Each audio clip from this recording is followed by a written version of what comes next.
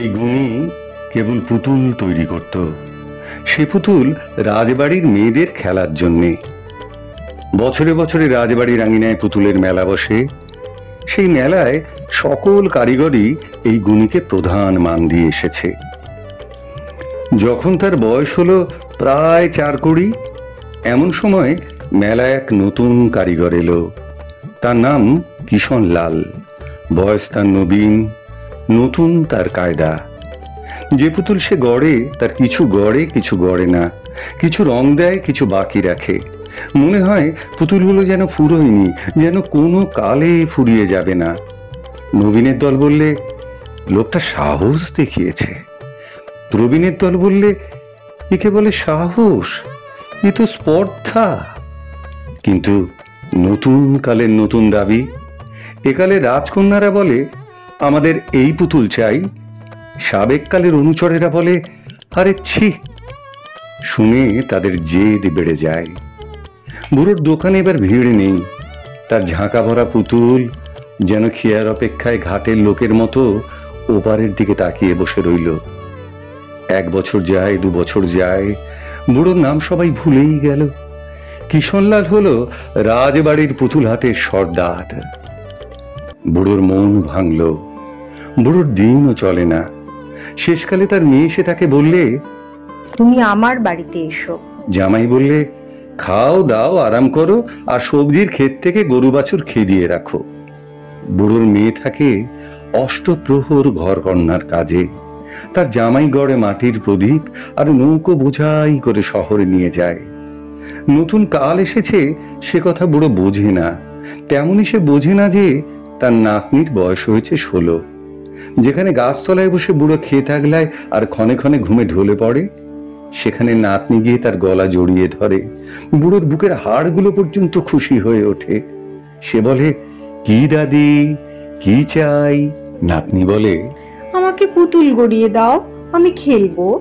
বুড়ো বলে আরে ভাই, আমার পুতুল তোর পছন্দ হবে কেন? নাতনি বলে তোমার চেয়ে ভালো পুতুল কে গড়ে শুনি? বুড়ো বলে কেন কিষণলাল? নাতনি বলে ইস, কিষাণলালের সাধ্যি। দুজনের এই কথা কাটাকাটি কতবার হয়েছে, বারে বারে একই কথা। তারপরে বুড়ো তার ঝুলি থেকে মাল মশলা বের করে চোখে মস্ত গোল চশমাটা আঁটে। নাতনিকে বলে কিন্তু দাদি, ভুট্টা যে কাকে খেয়ে যাবে? নাতনি বলে দাদা, আমি কাক তাড়াবো। বেলা বয়ে যায়। দূরে ইদারা থেকে বলদে জল টানে, তার শব্দ আসে। নাতনি কাক তাড়ায়, বুড়ো বসে বসে পুতুল গড়ে। বুড়ো সকলের চেয়ে ভয় তার মেয়েকে। সেই গিন্নির শাসন বড় কড়া। তার সংসারে সবাই থাকে সাবধানে।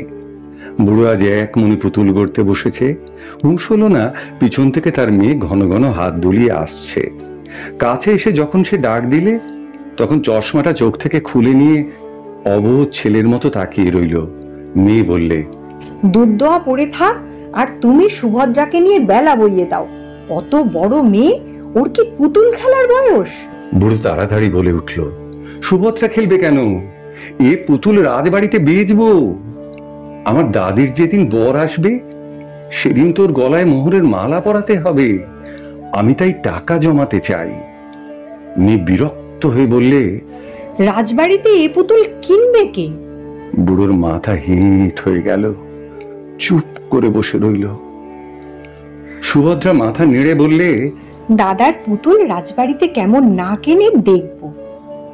2 দিন পরে সুভদ্রা 1 কাহন সোনা এনে মাকে বললে এই নাও আমার দাদার পুতুলের দাম। মা বললে কোথায় পেলি? মেয়ে বললে রাজপুরীতে গিয়ে বেচে এসেছি। বুড়ো হাসতে হাসতে বললে দাদি, তবু তো তোর দাদা এখন চোখে ভালো দেখে না, তার হাত কেঁপে যায়। মা খুশি হয়ে বললে এমন 16টা মোহর হলেই তো সুভদ্রার গলার হার হবে। বুড়ো বললে তার আর ভাবনা কি? সুভদ্রা বুড়োর গলা জড়িয়ে ধরে বললে দাদা ভাই, আমার বরের জন্য তো ভাবনা নেই। বুড়ো হাসতে লাগলো আর চোখ থেকে এক ফোঁটা জল মুছে ফেললে। বুড়োর যৌবন যেন ফিরে এলো। সে গাছের তলায় বসে পুতুল গড়ে, আর সুভদ্রা কাক তাড়ায়, আর দূরে ইঁদারায় বলদে কেঁ কোঁ করে জল টানে।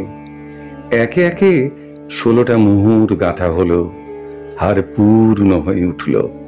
মা বললে, এখন বর এলেই হয়। সুভদ্রা বুড়োর কানে কানে বললে, দাদা ভাই, বর ঠিক আছে। দাদা বললে, বলতো দাদি, কোথায় পেলি বর?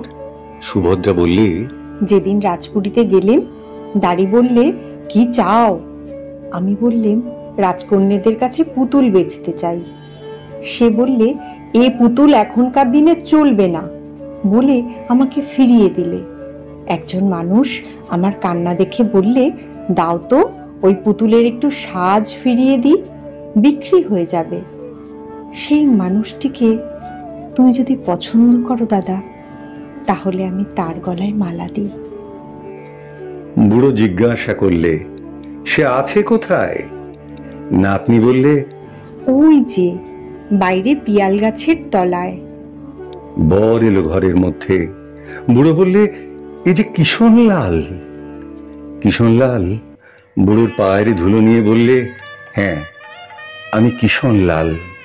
বুড়ো তাকে বুকে চেপে ধরে বললে, ভাই, একদিন তুমি কেড়ে নিয়েছিলে আমার হাতের পুতুলকে, আজ নিলে আমার প্রাণের পুতুলটিকে। নাতনি বুড়োর গলা ধরে তার কানে কানে বললে, দাদা, তোমাকে শুদ্ধ